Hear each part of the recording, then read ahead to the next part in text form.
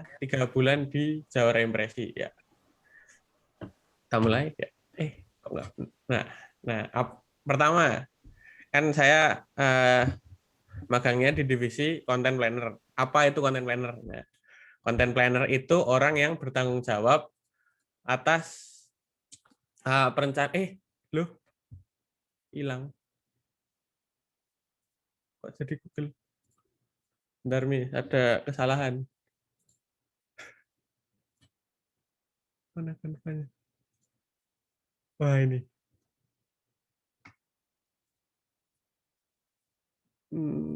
Nah, ya. Apa itu content planner tadi? Content planner itu seorang yang bertanggung jawab tentang postingan yang ada di media-media brand itu. Ngapain aja content planner itu? Selain membuat perencanaan konten, dia itu juga mengatur kalender. Apakah konten yang sudah direncanakan itu di posting atau dimuat itu sesuai dengan rencana atau enggak. Nah, gitu. Next, kita kulik dulu apa itu Jawara Impresi ya. Jawara Impresi itu sebenarnya anak perusahaan dari Soragama Group. Dia lahir di 2016, tapi sebenarnya udah ada di tahun 2012. Tapi di tahun 2012 itu dia cuman memenuhi konten dari Soragama Radio. Di 2014 itu sudah mulai ada klien nasional, tapi masih di bawahnya Soragama. Mulai mandiri itu tahun 2016, mulai punya badan usaha sendiri. Gitu. Nah, visi misi. Visi misinya ini sebenarnya sama kayak Soragama Group ya. Visinya itu menjadi perusahaan multimedia terbaik dan terpercaya yang membantu setiap bisnis dan individual untuk meraih tujuan mereka melalui ide yang kreatif dan segar. Nah, misinya itu membuat produk-produk kreatif yang memukau dan mampu mengkomunikasikan bisnis atau pesan klien dan partner dengan para stakeholder mereka. Jadi sebenarnya sama kayak yang radio itu visi misinya tuh pengen jadi solusi digital klien-klien mereka. Nah, nih ke struktur organisasi. Ini seperti ini ya. Nah, posisi saya di magang ini agak unik. Karena kalau teman-teman yang lainnya itu ada di digital content coordinator. Di sini bawahnya ke sini. Nah, untuk saya ini agak unik karena saya ada di tengah-tengah sini. Jadi antara digital content coordination sama visual coordination. Karena saya nggak cuman bikin planning, tapi saya juga ngedit-ngedit dan bikin-bikin visualnya. Gitu. Nah, di sini saya nanti karena saya agak unik, jadi PIC saya tuh ada 3. Satu production manager, visual coordination, sama digital content creator-nya. Tuh. Terus ini masuk ke produk.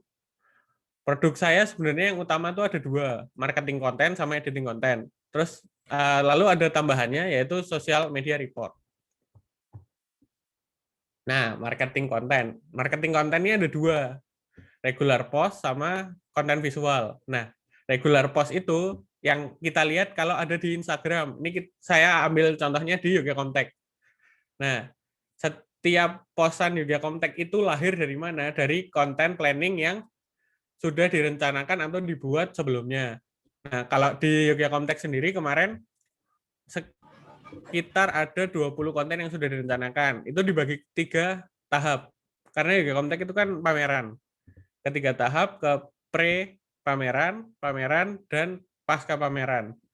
Jadi konten-kontennya itu sesuai kayak misalnya apa sih yang kamu kangenin dari Contact, terus gimana nanti pamerannya, terus setelahnya tuh biasanya apa aja yang udah dibeli, pemenang-pemenang kuis, seperti itu. Ya.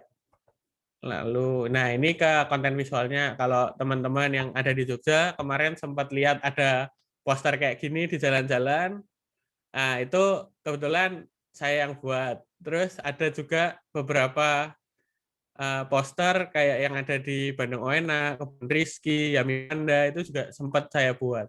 Nah, konten visual ini lahirnya dari mana? Lahirnya juga dari content planning. Tapi nggak sekedar dari content planning. Jadi di content planning itu ada anaknya lagi namanya job request. Job request itu lebih ke arah nanti ke editor untuk membuat visualnya tuh mau kayak apa sih? Apa gambar dari mana yang mau kita ambil, terus key color-nya seperti apa. Nah, di job request itu juga nanti ada deadline-nya. Kira-kira selesainya kapan, spare untuk revisi kapan, nanti di post-nya kapan, seperti itu. Lalu ada yang ketiga, aktivasi web. Kalau aktivasi web ini kita bikin dari awal, dari mulai websitenya, domainnya, nanti seperti apa, mulai dari loading screen, EU, UX, lalu konten-konten yang ada di dalam, gambar, terus kalau yang di Yoga Comtech nanti kayak ada potongan harga dan yang lain-lain itu tim kita yang input dimasukkan biar nanti klien itu tinggal terima, oh gini, terus nanti menjalankannya gini. Tapi kalau untuk Proeco karena cuman katalog, jadi nanti cuman ada produk-produknya aja. Kita cuman nge-input produk sama membuat websitenya. Seperti itu. Nah, yang kedua, program saya yang kedua itu ada klien foto produk. Sebenarnya nggak cuma foto, ada video kayak yang di Yoga Comtech ini ada video-video toko-tokonya, lalu ada video-video pemenang kuis. Selain itu juga ada kayak yang tadi foto produk untuk Proeco dan ada Bandeng Uena dan Yami Panda. Seperti itu. Nah, yang ketiga ini ada social media report. Sebenarnya kalau social media report ini saya cuman bikin PPT-nya gitu ya, cuman suruh melihat engagement-nya seperti apa, interaction-nya seperti apa, berapa orang yang save, berapa orang yang share. Nah, ini bukan di Instagram-nya Jawara Impresi, tapi ada di Instagram-nya Suaragama FM. Waktu itu ini yang Pertamina ada promo, kita harus nganalisis, kita ngelihat tuh berapa PowerPoint-nya saya buat seperti ini, tapi nanti di notes-nya ditulisin seperti apa. Nanti diberikan ke supervisor, terus dia nanti jelaskan ke klien. Seperti itu. Nah, ini masuk ke refleksi, hal apa yang saya dapat selama bekerja di magang, bukan bekerja, magang di Jawara Impresi. Nah, kita tuh harus disiplin, kreatif, sabar, dan punya skill komunikasi yang baik. Disiplin itu gimana? Disiplin itu karena kita di agensi ya, kita punya deadline. Walaupun kita tuh saya kan yang lumayan enak ya, jadi saya bikin kontennya, saya juga punya visualnya, yang bikin visualnya, jadi bekerjanya lebih cepat. Tapi ada juga kala di mana harus nunggu membuat konten yang deadline-nya itu sebenarnya udah dekat, tapi konten plan-nya tuh belum turun dari yang lainnya. Begitu. Terus kreatif. Kreatif itu kita harus bisa ngolah. Kita punya sumber daya sedikit, kita punya keterbatasan, tapi kita harus bisa nih membuat sesuatu yang sesuatu yang bikin nggak cuman kita puas bikinnya, tapi juga bikin klien sama target pasar tuh bisa ngerti gitu apa yang kita sampaikan. Terus sabar. Kenapa sabar? Di agensi itu kan ya namanya agensi ya. Ngomongnya sih kerjanya 9 to 5 dari jam 9 sampai jam 5. Tapi nanti jam 9 malam, Sasa tolong. Ini kok kayaknya warnanya merahnya nggak kayak merah ini ya, beda ya. Ini kok sudutnya kok kurang ya. Nah, gitu. Kadang emang kecil sih itunya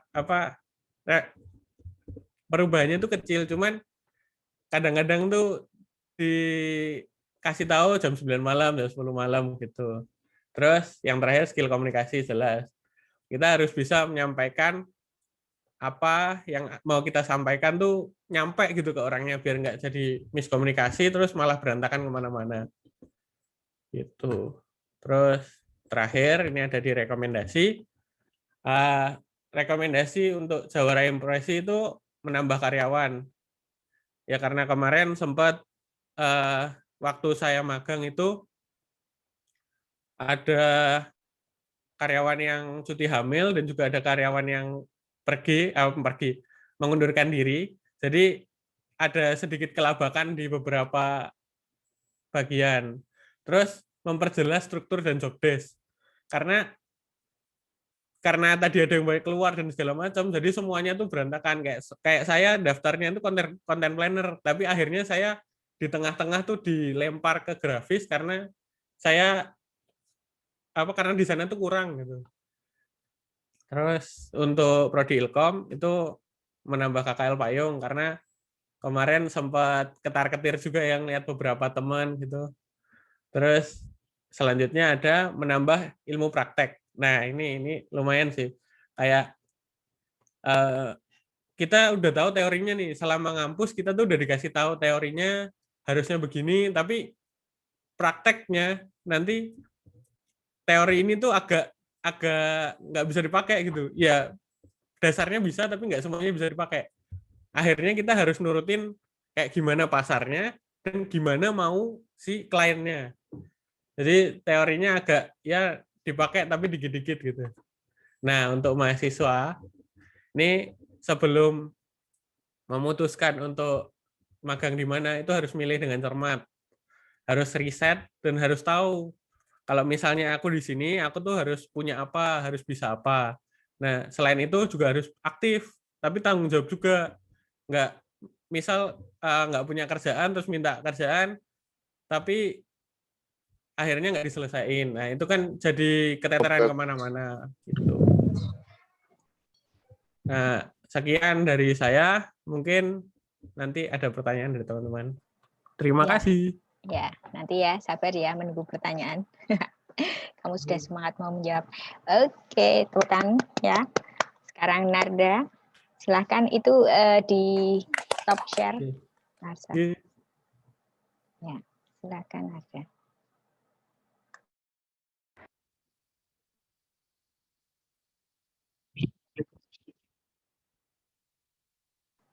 Sambil menunggu, saya ingatkan yang mau bertanya boleh raise hand kalau ingin ketemu ngomong langsung atau mau chat ya, karena membantu Narda dan Arsa untuk cerita semua.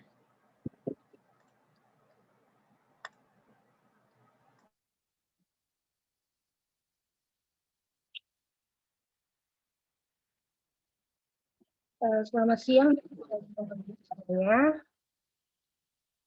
Ya, siang, silakan. Jadi hari ini saya Nardi Sinambela, saya akan membahas tentang aktivitas media asisten di Solidaritas Perempuan Kinasi. Nah, jadi sebenarnya Kinasi itu apa sih? Jadi SP Kinasi ini adalah salah satu dari 12 organisasi feminis solidaritas perempuan yang berpusat di Jakarta. Organisasi ini itu ada dari Indonesia Barat sampai Timur itu ada. Nah, organisasi ini itu berbentuk perserikatan atau kayak bisa dibilang sih kayak LSM gitu nih, kita dan teman-teman. Dia itu berdiri pada 10 Desember tahun 1999.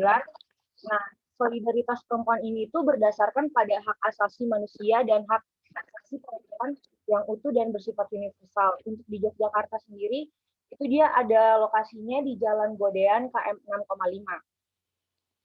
Nah, jadi menurut ekspektasi pengakuan terhadap kayak harkat, martabat dari seorang manusia itu tuh merupakan merupakan hak dasar yang apa ya, yang bisa dibilang hak dasar yang emang manusia itu dari lahirnya itu udah punya.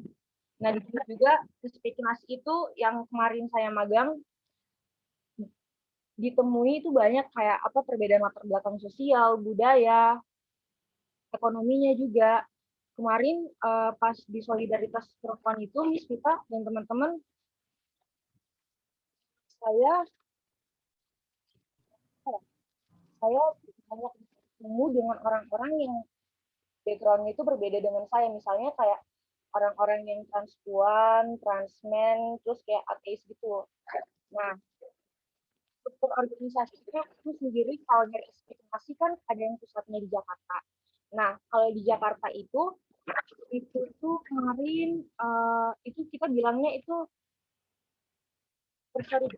apa ya? dibilangnya itu perserikatan. Sedangkan kalau yang di daerah itu struktur organisasi perserikatannya itu yang mengawasi itu namanya Badan Eksekutif Komunitas dan Dewan Pengawas Komunitas. Nah, Badan Eksekutif Komunitas ini hanya 3 orang. Yang pertama ada ketuanya, lalu ada koordinator keuangan dan koordinator program. Nah, kalau saya sendiri, saya masuk di yang bagian di bawahnya koordinator program itu ada namanya pengorganisasian dengan media dan jaringan. Kalau untuk media dan jaringan itu kami banyak kayak kampanye-kampanye seputar isu feminis, lalu yang kemarin baru-baru ada RUU PKS, pokoknya seputar-seputar seperti itu, Miss. Nah, visi dan misinya itu sendiri apa sih? Jadi visinya itu mewujudkan tatanan sosial yang demokratis, lalu berlandaskan prinsip-prinsip keadilan, kesadaran ekologis, menghargai pluralisme, dan anti kekerasan yang didasarkan pada sistem hubungan laki-laki dan perempuan. Karena ini organisasinya berbasis perempuan dan juga bisa dibilang feminisme, jadi di sini kita diajarkan sebenarnya feminis itu bukan ingin mengalahkan kaum laki-laki, tapi kita ingin bahwa perempuan dan laki-laki itu setara. Oh iya, sebelumnya di sini untuk logo SP Kinasi sendiri ini cenderung lebih berwarna ungu. Terus ada wajah perempuan yang menghadap ke sebelah kanan, lalu ada gambar merpati dan kapital S berwarna ungu dan dasarnya putih. Pemilihan warna ungu sih katanya kemarin pas saya nanya ini cenderung kalau warna ungu itu lebih menggambarkan menggambarkan kayak perempuan gitu, Miss. Terus ini supaya pembelajarannya sebagai seorang mahasiswa yang melakukan KKL di bagian media dan jaringan, itu mahasiswa memiliki tugas wajib adalah melakukan liputan, menghasilkan konten digital, baik di Instagram dan YouTube. Sebenarnya ada di Facebook dan Twitter juga, tapi kemarin saya dikasihnya bagian Instagram dan YouTube saja. Nah, mahasiswa juga dalam melaksanakan KKL itu memiliki pedoman dari kampus seperti yang ada sikap, penguasaan pengetahuan, keterampilan umum, dan khusus. Nah, kalau sikap di sini kemarin saya sudah ikut berkontribusi juga untuk kayak mencetuskan beberapa ide atau kayak gagasan yang bisa memajukan SP sendiri. Kan kemarin selama semester 5 dan 6 pernah ngambil produksi multimedia dengan JMM, nah kalau nggak salah itu. Nah di sana di JMM itu kan kita belajarnya dengan PMM, misalnya nih, kalau kita mau buat konten sosial media itu misalnya kalau udah di Instagram kan masing-masing media sosial memiliki karakteristiknya masing-masing. Nah kalau di Instagram itu kan lebih kayak ke foto, sedangkan kalau Twitter itu lebih ke tulisan. Nah Facebook itu bisa tulisan atau juga bisa foto. Kalau YouTube itu video. Nah kemarin saya udah bilang kalau misalnya Instagram itu kita berfokus aja nih untuk foto. Nah misalnya bahasnya isu RUU PKS. Nah, di Instagram itu mungkin kita bisa kasih kayak misalnya datanya kan, data tentang RUU PKS atau grafik. Nah, tapi kalau misalnya di Twitter itu kita bisa ngasih tentang RUU PKS juga tapi angle-nya yang beda. Terus kalau misalnya di YouTube juga kayak gitu. Karena setelah yang kayak saya pelajari dan saya terapin di SP Kinasi, itu kayak setiap informasi itu jadinya komprehensif. Jadi kayak misalnya orang-orang setelah baca di Instagram nih, dia nanti mau pindah baca di Twitter juga. Nah, habis di Twitter mungkin dia mau pindah ke YouTube. Jadi kayak semua media sosial itu komprehensif. Jadi kayak saling melengkapi gitu. Bukan hanya kayak misalnya lempar isu misalnya yang tadi RUU PKS itu yang di Instagram kan. Terus habis itu kayak cuman isunya sama, angle-nya juga sama, kayak cuma dilempar-lempar gitu. Nah, kemarin yang saya udah bilang lebih baiknya sih kayak gitu, tapi ide yang sudah disampaikan itu kayak ada sih beberapa yang nggak terrealisasikan mungkin karena dirasa kayak terlalu banyak banget kan yang kayak harus dikerjain gitu, sedangkan untuk sumber daya kita sendiri yang di media itu bisa dibilang lebih kurang daripada yang pengorganisasian, padahal kan sebenarnya apa ya, sebenarnya media itu kayak garda terdepan SPKNASI kan untuk kayak mengkampanyekan isu-isu ini. Nah, tapi justru SDM-nya itu yang lebih sedikit daripada yang di pengorganisasian. Nah, untuk kayak pengetahuannya sendiri di sini saya mendapatkan ilmu, misalnya gini, dulu di kampus kita kan kayak hanya belajar komunikasi antar budaya, lalu ada komunikasi gender. Nah, komunikasi gender itu pun komunikasi mata kuliahnya itu mata kuliah yang dapat dipilih. Jadi kayak isu-isu feminis itu selama berkuliah itu kayak kurang banget kan didapat, padahal sebenarnya feminis itu bukan isu yang tabu. Nah, selama saya di magang itu saya dapat kayak ilmu-ilmu seperti kayak gitu, Miss. Jadi kayak untuk menambah perspektif gitu.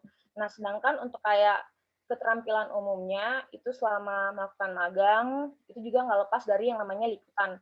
Nah, liputan itu mulai dari proses awalnya liputan sampai ke produk yang dihasilkan itu tidak lepas dari yang namanya etika. Misalnya kalau yang tulis ada 5W1H, terus misalnya narasumbernya gimana, kayak gitu-gitu. Nah, keterampilan khususnya itu sih lebih ke ini, gimana kita bisa bisa menguasai setting komunikasi baik itu kayak interpersonal, organisasi, kelompok, dan publik. Nah, kemarin sama magang mungkin mungkin setting komunikasinya emang sih berjalan lancar, tapi kayak interpersonalnya itu kayak ada miskom gitu, misalnya nih kan kayak ada di grup ini khusus yang media, nanti dikasih info misalnya tentang apa ya, kita mau rapat nih, rapat jam segini, tiba-tiba nanti ada di grup besar lagi infonya rapatnya jam segini, jadi kayak miskom, eh, informasinya itu miskom, dan kayak membuat kita tuh jadi bingung sendiri.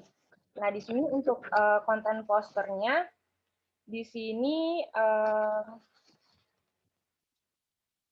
konten posternya kan jadi ini sih. Nah, jadi selama magang itu saya ada buat konten poster, video, dan artikel. Nah, rancangan program KKL-nya itu produk komunikasi yang telah dihasilkan selama melakukan KKL ada seperti ini. Ini konten video. Nah, yang pertama ini ada namanya ini video Selamat Hari Toleransi Sedunia. Lalu yang kedua ada kisah perjuangan Ibu Maria, ini yang pas mau menjelang tanggal 24 kemarin, pas mau menjelang Natal, malam Natal lalu, bagaimana masyarakat melihat kebebasan beragama dan berkeyakinan di Indonesia. Nah, video Selamat Hari Toleransi Sedunia ini itu merupakan rangkaian dari dari dari dari dari dari kemarin dari Selamat Hari Toleransi Sedunia ini videonya, maaf nih saya agak lupa, tapi kalau yang perjuangan Ibu Maria ini mulai dari narasi sampai pembuatan konten. Kalau narasi itu kita buatnya bareng-barengan, nah kalau videonya baru saya yang buat. Lalu yang ini, melihat kebebasan beragama dan berkeyakinan di Indonesia, ini merupakan riset ini bekerja sama dengan salah satu asosiasi yang ada di Amerika, kalau nggak salah namanya Gucci atau apa gitu nih, lupa. Itu tuh jadi kan di pengorganisasian itu kayak mereka yang melakukan riset. Nah, kami yang media ini, media riset, ikut bergabung juga. Jadi kayak kami yang ikut wawancara, ikut liputan. Nah, habis itu setelah semuanya sudah selesai, baru kita membuat ini video saya yang buat sendiri untuk kampanyenya. Selanjutnya ada konten poster. Di sini konten posternya di sini saya pernah membuat poster yang Selamat Hari Pahlawan ini untuk buruh tani. Nah, buruh tani ini itu merupakan salah satu kayak, jadi SPKNASI itu kan punya namanya sekolah perempuan. Sekolah perempuan itu ada di daerah Pleret. Nah, daerah itu merupakan daerah pengorganisasian dari SPKNASI sendiri. Nah, jadi ibu-ibu yang di daerah sana itu mereka kayak SPKNASI itu kayak memberikan edukasi feminis juga untuk ibu-ibu yang di sana. Terus selain itu juga kayak SPKNASI itu menyarankan, dan emang ibu-ibunya udah pinter, bahwa misalnya kalau pembuatan tempe itu sendiri, itu lebih baik menggunakan yang organik daripada yang lokal. Nah, terus di sini saya juga membuat poster, ada tulisan saat media menulis berita kekerasan seksual. Nah, ini yang kita lihat bagaimana sih sebenarnya kayak media itu menulis berita itu mereka itu bukan berfokus pada kasusnya, tapi mereka itu berfokus pada perempuannya. Misalnya kayak ada diksi-diksi yang misalnya sebenarnya itu kayak kurang pantas aja digunakan untuk di dalam berita. Lalu habis itu ada ucapan yang selamat ulang tahun di atas. Lalu di sini kayak ada apa sih ini namanya? Ini video art performance. Nah, selanjutnya ini artikelnya. Jadi artikel ini saya buat yang media dan perempuan saat media menulis berita kekerasan seksual. Nah, habis dari artikel ini itu nanti dibuat jadi yang konten poster, yang ini konten posternya. Sebenarnya saya buat artikel lagi nih, itu tentang keberagaman juga. Jadi saya kan kemarin kita kayak setiap rapat itu saya udah mengusulkan kan, Kak, gimana kalau misalnya kita buat ini kebebasan beragama, tapi aku mau angkatnya yang dari sisi transmen. Transmen ini, jadi transmen itu orang yang dia itu sebenarnya perempuan, tapi dia mengubah dirinya menjadi laki-laki kan. Dia narasumber ini itu bercerita kalau misalnya di dalam keluarganya itu dia kurang diterima gitu. Terus sampai sekarang sih bahkan dalam mencari pekerjaan aja itu susah. Padahal kan sebenarnya kan kayak kalau kita mau kerja kan yang dilihat itu kayak kualifikasi kita kan, bukan siapa kita kan. Tapi masyarakat Indonesia masih bisa dibilang kayak masih melihat kalau misalnya dia kayak waria gitu kan, emang dia bisa kerja apa, yang ada bukannya dia itu ya kayak menyulitkan gitu. Nah, jadi kayak stigma kayak gitu kan. Jadi kemarin itu melalui tulisan saya pengen kayak mengkampanyekan gitu, tapi sebenarnya supervisor saya itu sudah setuju, tapi karena ada yang dari anak pengorganisasi yang lihat nih, kok kayak gini sih nulisnya, jadi nggak jadi ditulis, nggak jadi dipublish, ya udah jadi di take down lagi. Nah, di sini yang terakhir ada saran atau rekomendasi. Nah, saran atau rekomendasi ini setelah menyelesaikan KKL secara luring dan daring dari akhir Oktober sampai awal Januari kemarin, itu di Solidaritas Perempuan banyak pelajaran dan ilmu yang saya rasakan.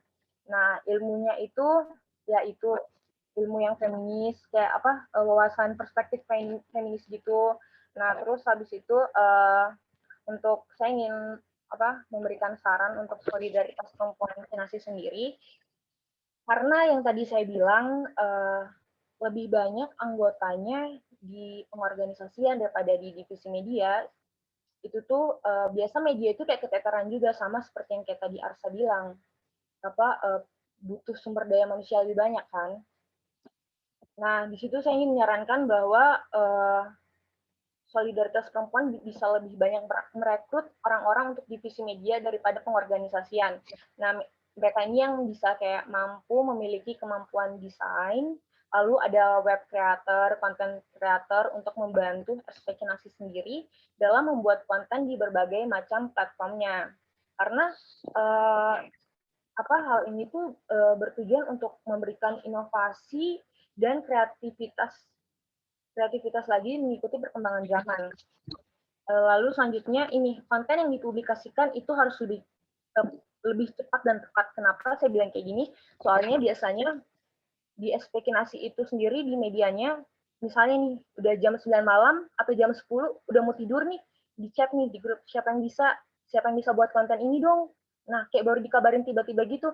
Dan juga di uploadnya itu tengah malam itu. Padahal kan menurut saya kan saya udah pernah bilang sama pas kita kayak lagi rapat, Kak, kalau misalnya ada kayak konten-konten gini, jangan kayak dadakan gitu, apalagi kalau kita uploadnya tengah malam kan, itu tuh bisa kan Instagram itu punya kayak algoritma gitu kan. Nah, jadi engagement-nya itu bisa dikit gitu, nggak banyak. Soalnya kemarin saya juga analisis media sosialnya kan yang Instagram.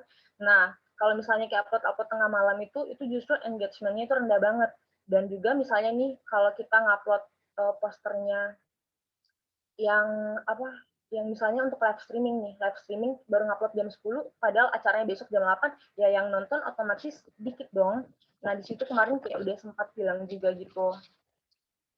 Selanjutnya untuk program studi ilmu komunikasi, meskipun kayak kita ini KKL-nya saat pandemi gini, tapi kayak prodi sendiri itu kayak cepat ngambil tindakan, kayak misalnya buat ada KKL payung, terus ada KKL project, terus kayak KKL-nya bisa berbasis luring atau daring kan. Nah, sarannya itu untuk KKL di semester depan itu mahasiswa bisa harus kayak dipercepat gitu, jadi mahasiswa bisa langsung kayak menentukan mau magang di mana. Lalu untuk mata kuliah komunikasi antar budaya dan komunikasi gender itu harus, menurut saya Miss Vita kan, karena Miss Vita juga kemarin ngajar komunikasi antar budaya kan, itu juga kayak harus lebih banyak membahas itu feminis, jadi kayak bukan hanya di permukaan doang, tapi di dalam-dalamnya juga, karena saya udah bilang tadi feminis itu bukan isu yang tabu. Jadi justru kalau misalnya orang-orang yang nggak tahu feminis itu apa, jadi kayak misalnya gini, kemarin saya punya cerita, jadi ada temen nih, dia ngambil komunikasi gender, suruh wawancara sama waria. Nah, temen saya cerita kalau misalnya teman-teman kelompoknya lain pada nggak mau nih, jadi kayak dia sendiri doang yang cari warianya tengah-tengah malam, katanya sih kayak takut gitu-gitu. Nah, justru kayak stigma-stigma gitu tuh yang harus dihapus, bahwa mereka itu nggak beda, mereka itu sama dengan kita. Nah, lalu untuk mahasiswa sendiri itu yang pertama harus bisa menguasai kayak apa tools-tools untuk membuat desain, untuk yang publikasi konten gitu. Lalu mengasah kemampuan dalam penulisan, yang mungkin ambil jurnalis, penulisan naskah jurnalistik mungkin bisa terbantu dari situ. Lalu juga memiliki pengetahuan tentang feminisme. Jadi selama kemarin saya magang, jujur pengetahuan saya seputar feminisme itu juga kurang, jadi kayak untuk kayak memperdalam ilmu-ilmu itu, jadi kayak saya belajar sendiri gitu, Miss.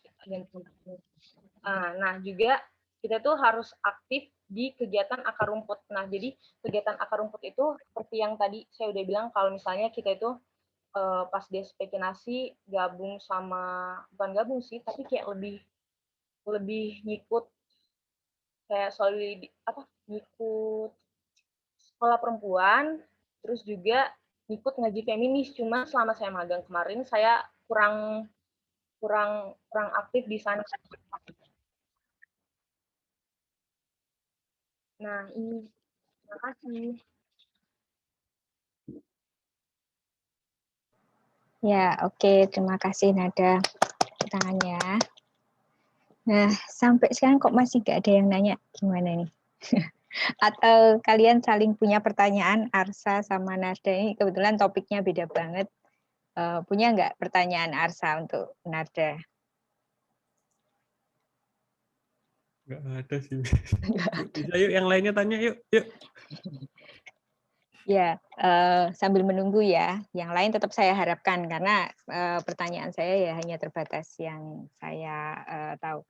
Jadi gini, sudah ada di Teresa Puspa Melati. Nih, siapa sih nih? Teresa Puspa Melati, panggilannya siapa nih? Mela, Miss. Mela. Oh, Mela, ya ampun ya. Ini untuk Narda, silahkan dibaca sendiri, lalu habis itu dijawab, Narda. Di chat. Maaf, Miss, belum muncul di Zoom saya, Miss. Oh, dia private, sorry, tak bacain.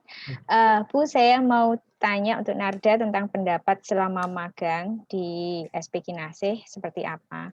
Ada kesulitannya apa, kemudian kan kerjanya sama yang transpuan dan ateis, itu tantangannya seperti apa? Kesulitan lebih ke orang yang jarang ditemui ya, kayak gitu.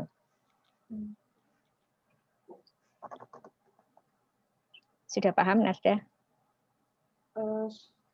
Sudah, Miss. Jadi kayak kesulitan selama magang itu kayak kesulitan apa aja yang dihadapi?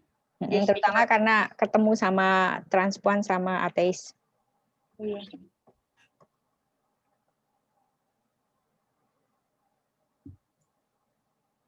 Eh, Nah, jadi kesulitan yang pertama itu karena saya background-nya dan apa ya kurang dapat ilmu-ilmu seputar feminis. Itu eh, jadi pas kayak misalnya dari cara ngobrol juga itu saya kurang apa ya Miss bisa dibilang kayak kurang Terampil gitu. iya kurang terampil, kurang memahami, tapi karena di SP Kinasi itu ada yang namanya kelas pencerahan feminis itu lebih kalau nggak salah lebih dari 5 kali. Jadi kayak saya mencoba untuk kayak belajar dan memahami supaya pas kita buat konten itu bisa lebih mudah gitu. Nah, tapi selama kemarin proses magang saya emang kurang bergabung dengan kurang aktif di yang namanya kayak ada ngaji feminis dengan sekolah perempuan. Nah, jadi paling kesulitannya yang itu doang sih, Miss. Nah, kalau misalnya yang ateis itu sebenarnya kan kayak misalnya pas narasumbernya itu kayak pas kita wawancara kayak nyampein sesuatu kan. Nah, itu tuh kayak lebih pengen ke ini aja sih, pengen kayak bilang, ih kan sebenarnya nggak kayak gitu kan, tapi kan nggak mungkin saya bilang kayak gitu kan, Miss. Nah, mungkin karena pemahaman saya juga tentang seputar LGBT, terus seputar ateis itu memang kurang, jadi kesulitannya kayak gitu sih, Miss. Jadi kurang bisa apa ya, yang pertama kayak kurang bisa bersosialisasi juga dengan mereka, tapi saya mencoba dengan yang tadi saya bilang, saya kayak ada ikut kelas kelas pencerahan feminis itu dari SP, gitu-gitu sih Miss Vita dengan Mela. Ya, berarti kelas kayak pencerahan dari SP itu sebenarnya bisa ya jadi kayak dosen tamu ke FISIP gitu diundang. Lalu menurutmu lumayan lah bisa ngasih tambahan daripada dari dosen juga kan, karena mereka kan praktek ya, maksudnya praktisi ketemu di lapangan kan ya. Apalagi yang kemarin saya pernah anggota-anggota yang di SP Kinasi itu tuh mereka juga pernah menjadi bagian dari anggota Komnas HAM yang di Jakarta, Miss Vita. Gitu. Komnas Perempuan. Komnas Perempuan ya. Jadi lihat perkembangan. Iya. Oke, ini ada Mia. Mia, halo, dadah. Kamu silahkan ngomong. Halo, masuk nggak suaranya? Masuk. Keras banget. Oke. Ini bisa buat pertanyaan buat keduanya sih sebenarnya. Ya. Kalau misalnya kalian lihat dari dari tempat magang kalian ini, kalau misalnya kalian ditawarin untuk kerja di situ atau lanjut di situ, pro dan kontranya apa kira-kira? Maksudnya kayak apa sih yang bikin kalian bakal tetap stay di situ atau apa sih yang bikin kalian nggak bakal stay di situ kayak gitu? Itu aja sih. Oke, thanks Mia. Terima kasih. Ya, yang jawab Arsa dulu. Pro dan kontra stay di sana. Kerja. Pronya dulu, baiknya dulu. Nah, pronya nih kita dapat linknya jadi banyak ya. Karena kan di agensi itu kan bisa cari link sebanyak-banyaknya. Jadi nanti kenal kayak aku jadi kenal yang punya Yami Panda, kayak tahu yang ini Yogyakarta Comtek, jadi tahu nanti seluk-beluk kalau misal kayak Yogyakarta Comtek nih, misal mau beli apa jadi tahu. Wah, aku kalau mau beli ini di sini aja nih jadi lebih murah. Terus dapat link banyak gitu lah kalau kerja di agensi. Nah, kontranya nih jelas ke tadi yang job desk nggak jelas. Terus kemarin kan karena belum ada bayarannya ya, jadi bayaran juga nggak ada. Terus nggak gaji di sana? Ya. Terus ya jam kerja juga jadi nggak jelas ya, kayak gitu-gitu aja sih sebenarnya kontranya. Tapi kalau ditawarin sebenarnya mau-mau aja. Karena menyenangkan juga kerja di sana. Tapi kamu tahu gaji di sana dari teman yang Nggak sudah? tahu. Oh, nggak tahu. Nggak tahu. Jadi kamu belum tahu tanpa gaji pun oke aja ya kerja di sana. Iya. Ya, Narda apa? Thank you, Arsa. Maria, kalau misalnya pro dan kontranya, kalau pro-nya sendiri itu kayak kita bisa ikut memperjuangkan isu-isu yang tadi kayak feminis dengan kaum-kaum marginal kan. Tapi menurut aku tuh itu terlalu idealis sekali kan. Nah, sedangkan kalau kontranya itu sama sih job desk-nya nggak jelas, terus bukan nggak jelas sih, job desk-nya kurang jelas, terus kayak kemarin sih yang aku lihat jenjang karirnya nggak ada ya. Jadi kan kita kan kalau mau kerja kan butuh berkembang nih. Jadi kalau mungkin di sana karena kurang ada jenjang karir, jadi apa ya? Jadi kita nggak terlalu berkembang juga kan. Jadi kayak aku mikirnya ini untuk magang aja deh. Kalau misalnya ditawarin, kayaknya apa ya? Kayaknya enggak deh. Soalnya yang aku tahu juga dananya itu mereka tuh dibiayai sama yang pertama pemerintah Jogja kan, ada dana setiap bulannya. Habis itu ada kayak kerjasama dengan organisasi-organisasi luar negeri yang tadi kayak yang Amerika tuh saya lupa namanya apa, tapi kalau nggak salah sih biasanya disebut namanya Gucci gitu. Nah itu jadi kayak gimana ya, ya itu pro kontranya itu. Tapi kalau untuk kayak ditawarin terus mau apa enggak mau. Oke, begitu ya Mia ya. Thank you. Selalu ini ada Joel Hutasoid. Silahkan. Selamat siang Bu, aku mau nanya nih buat Narda. Itu kan dia kan di bagian publikasi informasi melalui media sosial untuk masyarakat luas. Aku mau nanya nih, gimana sih feedback dari masyarakat tentang informasi atau publikasi yang diberikan gitu melalui sosial media? Terima kasih. Joel, aku langsung jawab ya. Kalau kan tadi kalau tanyanya feedback dari sosial media. Nah, feedbacknya itu misalnya nih kita bikin pengumuman live streaming besok. Nah, feedbacknya itu kayak apa? Ada yang ngikutin live streaming itu, terus misalnya kayak kita publikasikan tentang workshop itu ada yang ngikut. Bahkan kemarin kita tuh pernah ngundang jurnalis, aduh lupa namanya. Pokoknya belakangnya namanya Harsono gitu, aku lupa, tapi jurnalisnya terkenal. Nah itu kayak antusias masyarakat karena lihat apa dari narasumbernya juga kayak menarik, jadi banyak yang ngikutin. Terus kayak kita kan bisa lihat apa dari engagement-nya juga kemarin pas aku analisis kan aku lihat kan, misalnya feedback itu kan nggak selalu kayak misalnya apa ya, kayak ada yang ngikutin apa yang kita sebarkan, komentar itu kan bisa jadi feedback juga. Nah, tapi kayak misalnya gini, aku lihat postingan ini nih, so aku nge-share ke teman yang lain. Nah, teman yang lain itu bisa nge-share ke yang lain. Jadi kayak feedbacknya bisa gitu juga sih. Jadi kan kayak algoritma IG-nya, Instagram-nya itu bisa apa menaikkan engagement. Gitu. Oke. Sudah puas, Joel? Sudah Bu. Okay. Lalu ada satu lagi nih Bu, ya. Untuk yang berdua nih, Arsa dan Narda nih. Gimana untuk feedback dari perusahaan tempat kalian bekerja mengenai kinerja yang kalian lakukan di situ loh? Pasti ada dong. Paham nggak, Arsa? Feedback ya?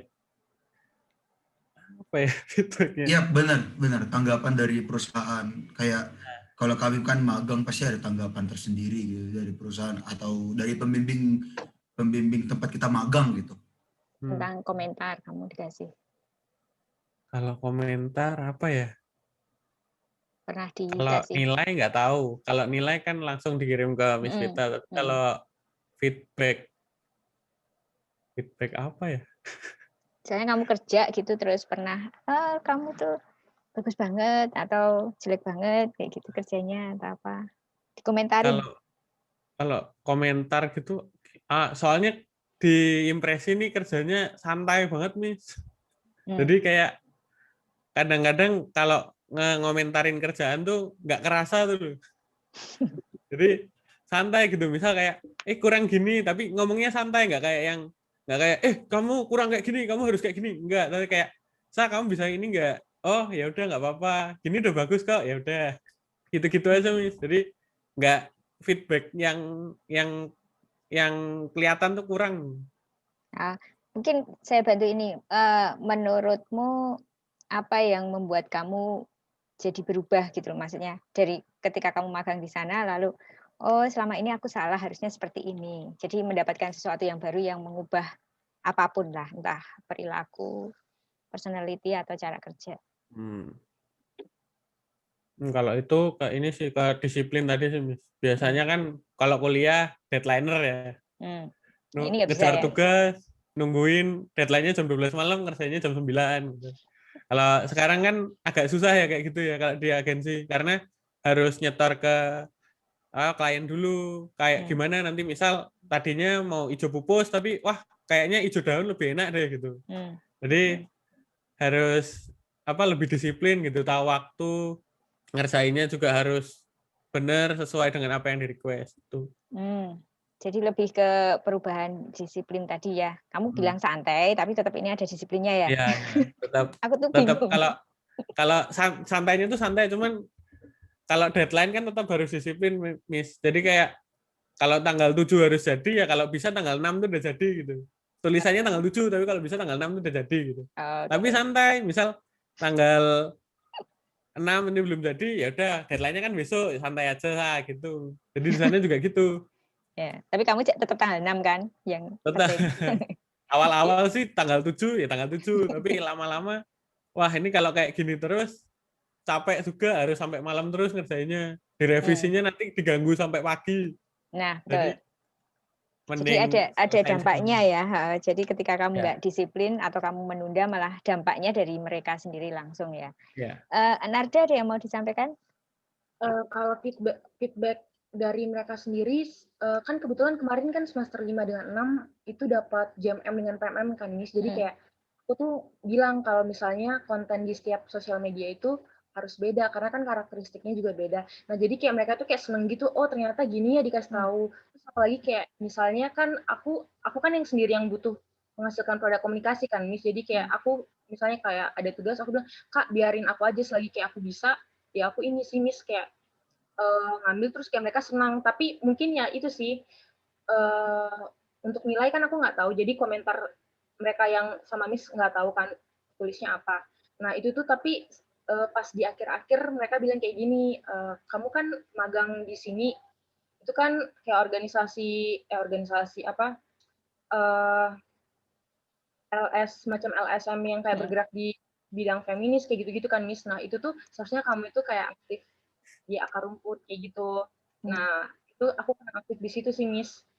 Soalnya yang aku lihat juga di teman-teman yang lain yang anak media, mereka tuh pada nggak ikut kayak gituan juga sih. Jadi karena aku lihat kayak nggak ngikut, jadi ya udah, Miss. Terus kayak mereka nggak ada bilang ini tuh wajib. Jadi kalau misalnya dibilang wajib, kan pasti mau nggak mau harus ngikut. Cuma kayak gitu sih, mungkin ada komunikasinya yang miss. Ya, untuk penilaian saya sudah cek ya, kalau untuk angka memang ada, tapi untuk kesan umum sebenarnya umum juga sih, semua supervisor itu selalu mengatakan lebih baik kalau ditingkatkan, semua seperti itu. Jadi kalian mungkin karena magang ya, dan waktunya hanya 1,5 bulan atau sampai 2 bulan, jadi ya mereka tidak bisa melihat perkembangannya. Jadi istilahnya begini, kalau kalian bekerja jadi probation, apa ya probation tuh? Misalnya kerja lalu ada kontrak awal, nah itu kalian memang belum bisa menunjukkan banyak hal, hanya saja mereka melihat harapan mereka memang tinggi, jadi 1 bulan itu harusnya sudah seperti ini. Jadi itu mungkin yang kadang ya seorang supervisor kan orang kerja ya, beda sama aku sebagai dosen melihat udah ada maju sedikit itu udah ada nilai atau enggak gitu. Kalau mereka kan ini udah klien ya istilahnya atau apa itu, ya kan? Jadi ada tuntutan orang ketiga. Nah itu memang kalau secara umum itu supervisor selalu mengatakan kalau bisa lebih baik ditingkatkan, tapi sudah baik. Ya, akar rumput itu juga disebut. Jadi memang mereka kayaknya punya kampanye ya, Narda. Jadi kayak punya keinginan impian akar rumput diperhatikan ya, Narda, mungkin ya. Karena sampai ditulis juga di situ. Dia menyebutkan juga di situ. Oke. Ini tadi ada pertanyaan, semoga Joel sudah puas ya. Anissa, silahkan kalau siap. Halo, Mem, aku mau nanya untuk Arsa. Ya. Yap. Halo, Sa, kedengaran jelas kan, Sa? Jelas. Ya. Oke, jadi gini, kita sesama sobat agensi yang menderita di agensi, ya aku mau nanya nih, kan kalau kamu di agensi, berarti kan kamu harus berhadapan sama banyak klien, nah terus kan klien itu kan berbagai macam rupa, sifat-sifat, tabiat, dan kebiasaan uniknya nih. Nah, apa sih pengalaman kamu yang paling menarik, maksudnya yang paling diingat gitu selama berurusan klien dan apa yang bisa kamu pelajarin dari situ? Pengalaman Nah, itu aja. menarik. Oke, terima kasih pertanyaannya. Pengalaman menarik ya selama di agensi. Banyak sih, mulai dari yang suka revisi, mulai dari yang punya selera sendiri. Jadi ada satu klien yang emang udah kita kasih visual, konten visualnya, dia tadinya mintanya kayak gini, di job desk sudah jelas, sudah dia setujui, tapi akhirnya waktu kita udah bikin apa yang ada di job desk, dia nolak. Nanti kayak ininya kurang besar mas, ininya warnanya kurang. Tapi nanti setelah dia lihat lagi, oh kayaknya saya mau ganti, kayaknya mau begini aja deh mas. Nah, Yang tadi, kayak yang gitu. tadi. Jadi ya itulah, klien emang unik-unik, jadi ya gitu. Tapi ada juga klien yang nerimo kayak saya bikinin seperti ini, oh ya udah mas, saya ngikut kayak gini, kayak ada Yoga Komtek sama Yami Panda tuh kayak gitu. Yami Panda tuh malah maunya ngulangin apa yang udah ada sebelumnya, jadi kayak outletnya di mana gitu-gitu aja, jadi nggak ada variasi. Kalau Yoga Komtek tuh juga cuman sama ngulangi tiap tahun, ngulangi kayak gitu, jadi nggak ada yang repot gitu, cuman ada beberapa yang repot. Kadang-kadang nanti jam 9, saya tolong ini kok tulisannya kurang besar, fontnya tolong diganti, ini tolong dipisahin, nah kayak gitu-gitu aja sih. Oke, Anissa, ada lagi? Cukup menjawab? Cukup menjawab? Udah cukup, thank you Sa. Ya, oke. Terus Kalau sami-sami. Narda punya klien nggak sih? Ada nggak sistem kayak klien atau apa? Kalau klien paling yang itu sih, Miss, kan kemarin kita ada yang namanya riset tentang keberagaman, kebebasan beragama dan keyakinan. Nah, itu tuh yang danain yang udah aku bilang organisasi yang dari luar negeri. Nah, jadi di riset itu mereka ngerjain kayak anak-anak pengorganisasian ngerjain risetnya, aku bagian media risetnya. Jadi kayak aku buat video, ada salah satu video yang tadi Miss di situ. Paling lebih kayak ke gitu sih Miss, terus ngerjain konten untuk di Instagram dengan YouTube, itu aja sih Miss. Prosesnya bagaimana dengan klien yang susah atau gimana? Nah, jadi tuh dari atas terus dikasih ke SP Kinasih Jogja, lalu dipecah kan Miss. Habis itu nanti yang pengorganisasian ngerjain riset, terus kayak aku dengan yang anak media lain, kita ada liputan juga, liputan ada kayak agama Katolik, terus kayak yang ateis, terus kayak ada beberapa keyakinan yang aku baru tahu, kayak misalnya agama namanya Bahai kayak gitu. Nah, habis udah liputan nanti kayak disortir kan Miss, habis disortir kita tinggal buat konten aja. Nah, yang artikel itu kemarin nggak dipublish karena yang dari pengorganisasiannya bilang kayaknya kamu jangan ngangkat ini deh, ngangkat yang transmen ini, padahal aku pengen banget ngangkat itu. Misalnya kan yang aku lihat transmen itu dia mencari kerja, tapi sebenarnya dirinya itu memiliki kualifikasi, tapi karena mungkin dia transmen, jadi orang-orang kayak dia nggak susah cari kerja, terus kayak orang-orang kan pasti mikir emang transmen bisa ngapain. Itu kemarin untuk ini sih Miss, memperingati yang transgender day kayak gitu, ada yang kayak gitu juga. Jadi sebenarnya kamu ada usaha mendidik masyarakat, tapi kayaknya masyarakatnya sendiri nggak siap ya, takut nanti ada kontroversi atau keresahan gitu kali ya, ya susahnya. Ya malah idealismemu malah yang tidak bisa. Ya. Tadi di sana idealismenya. Ini ada pertanyaan dari Rachel, kirim ke aku. Untuk Arsa, sebagai desainer pasti punya idealisme. Nah ini kamu sebagai desainer ya, punya idealisme sendiri-sendiri. Pernah nggak dengan desainer lain atau dengan klien, tadi udah ya klien, tapi lebih ke desainer lain aja jawabannya, perbedaan pendapat terkait visual konten dan cara mengatasinya bagaimana Arsa?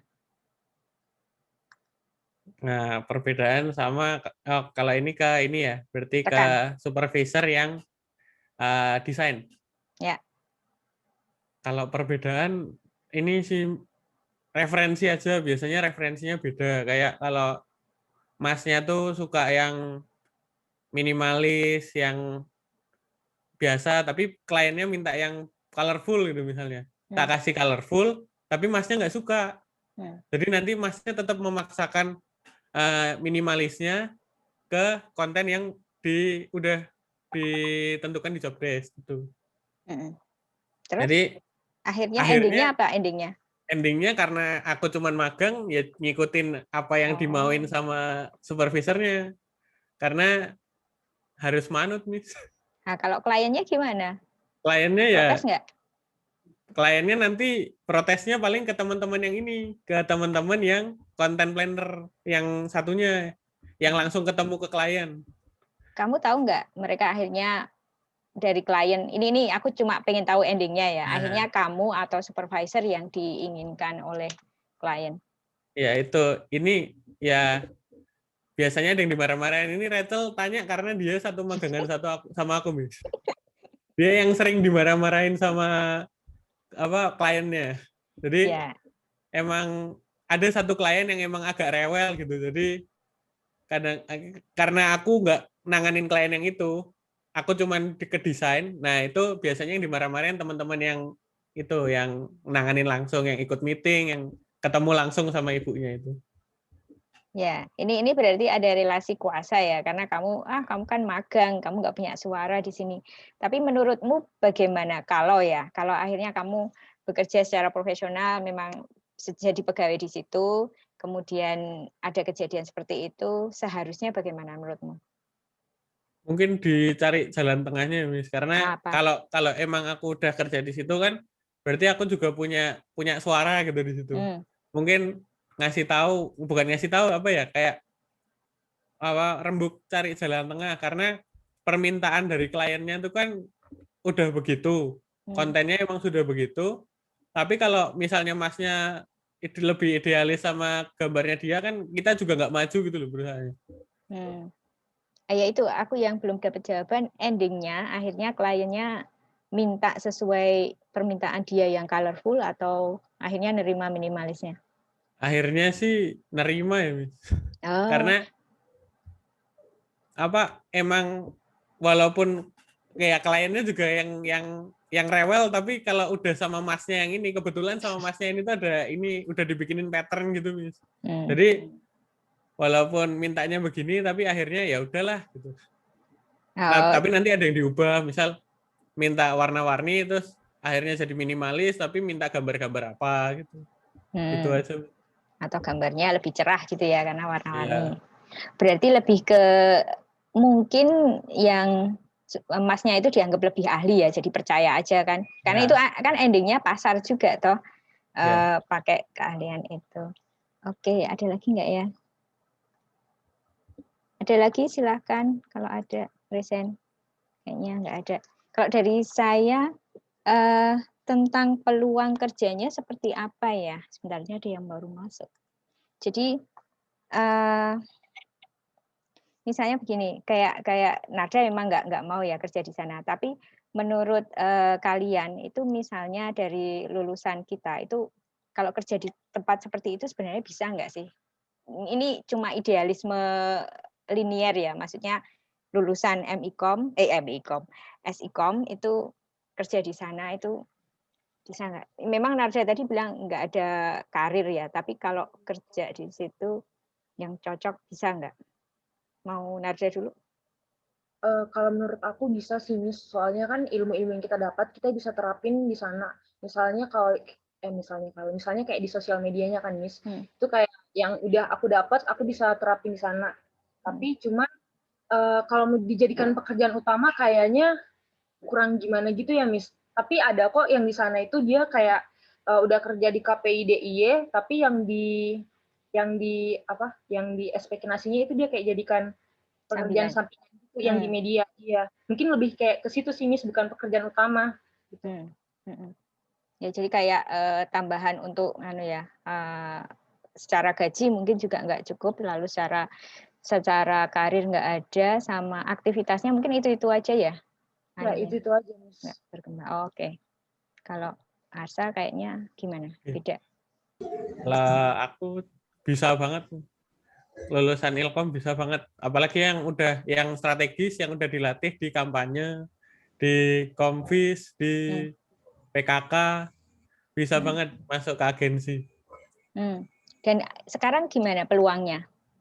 Situasi new normal kayak gini? Nggak pengaruh ke Ngaruh. kita ya, karena meeting bisa online, bikin konten juga bisa di rumah masing-masing.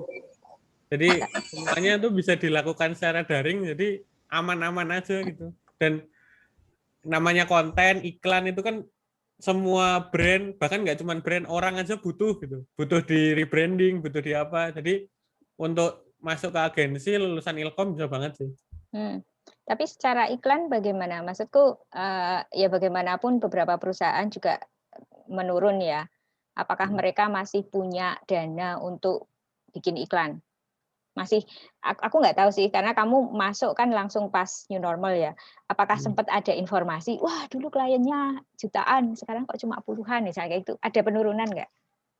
Yang aku tahu itu Yogya Comtek itu, Miss. Kenapa? Jadi Yogya Comtek itu tadinya kan di JC biasanya.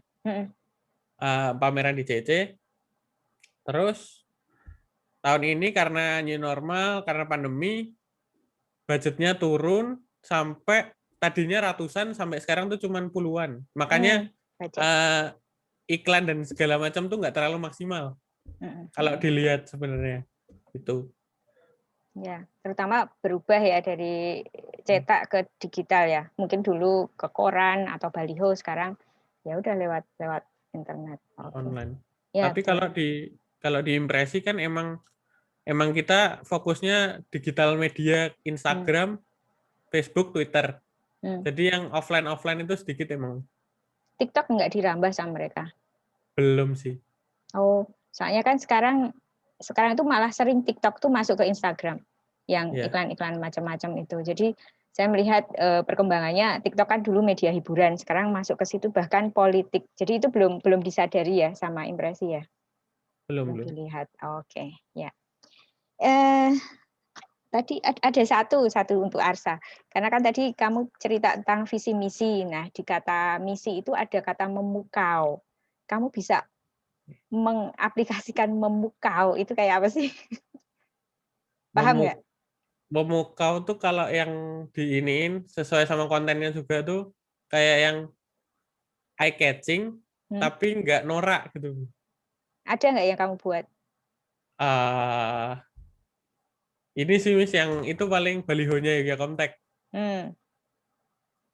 Oh ya. oke.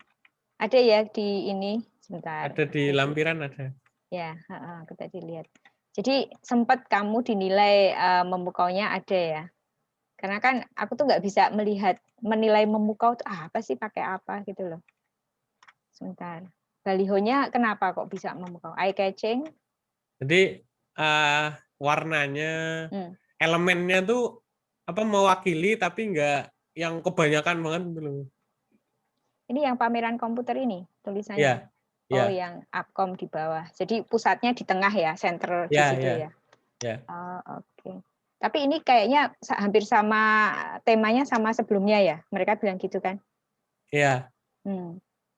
Ya mungkin sebagai identitas ya. Kalau yang tema jenis yang sama pasti Yogya Comtek. Kalau mereka berubah mungkin orang bingung, ini kok Yogya Comtek? Oh, oke.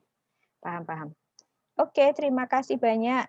Dari Narda sendiri ada yang mau ditanyakan ke Arsa? Arsa ke Narda? Nggak ada? Ya, oke. Jadi untuk revisi saya sampaikan juga di email. Semoga kalian sempat mencatat ya. Tapi ini saya rekam sih.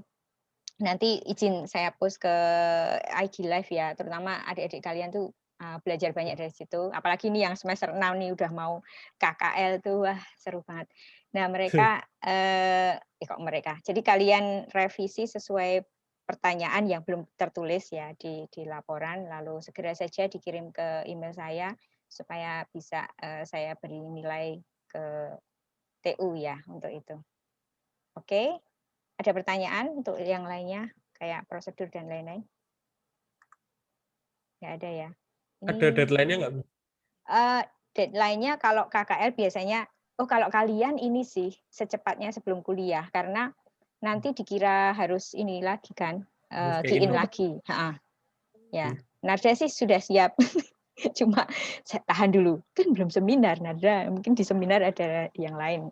Ternyata ada beberapa ya. Ditambah saja nanti setelah itu loh, setelah refleksi sebelum daftar pustaka, itu ditambah aja seminar KKL, masukannya apa aja, ada pertanyaan apa, kamu jawab apa di situ. Supaya enak bacanya daripada kamu masukkan ke konten. Itu Ya. saja. Oke, terima kasih ya. Semangat dan selamat ya buat kalian. Terima kasih banyak yang sudah ikut. Ini tadi sampai 28, tapi terus mungkin pada kerjaan lalu menurun jadi 20. Tapi lumayan nih, 28 banyak banget yang datang.